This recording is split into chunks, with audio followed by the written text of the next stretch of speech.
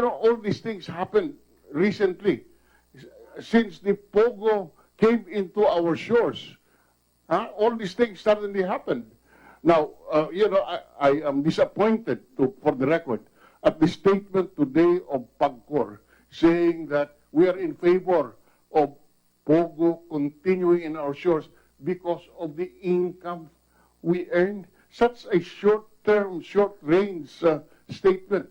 The social problems, Mr. Sevilla, that Pogo has brought to our country is not worth the regulation fees that you earn from Pagcor. Let me tell you that right in your face. For 8 billion pesos as fees that you get, you're saying that they should be here.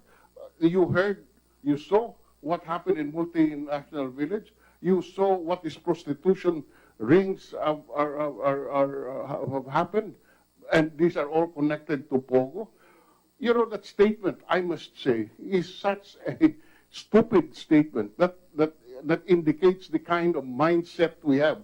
Basta pera pumasok, kahit na lahat ay magiging, we can all these things we can tolerate all these things. Now, first, it is common knowledge that the revenues that we generate from Pagcor is nothing compared to this from Pogo's. Nothing compared to the social problems that occurs because of this. What is the effect of the Pogo on our economy? Is it something that's worth it? Is it something that would be significant? Comparing that to our economy, which is an 18.6 trillion economy, Mr. Chair, the 54 billion financial flow would only represent 0.04% or 0.29% of our economy.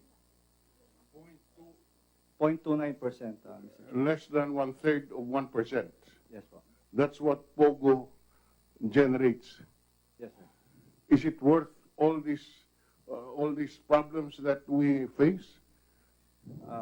We're just an implementer, Mr. Chair. Okay. But in other words, what? Sorry. Sorry that I asked that question. Just got carried away. But can you imagine the Pogo, the fees generated by Pagcor out of the Pogo operation is less than 1/3 of 1% of our economy. Yet, all the social problems that are caused by the Pogo really points to the policy of stopping this Pogo operation because it is not worth what we see as the adverse effects on our society. You don't even know where this money is going. $386 million, according to the findings of our chairman, $633 million. We do not even know where this went. And yet, Pagcor is saying, no, we should allow Pogo to stay because of the 8 billion that we realize out of the licensing fee that we issued. In fact, later on, I'll raise questions on that.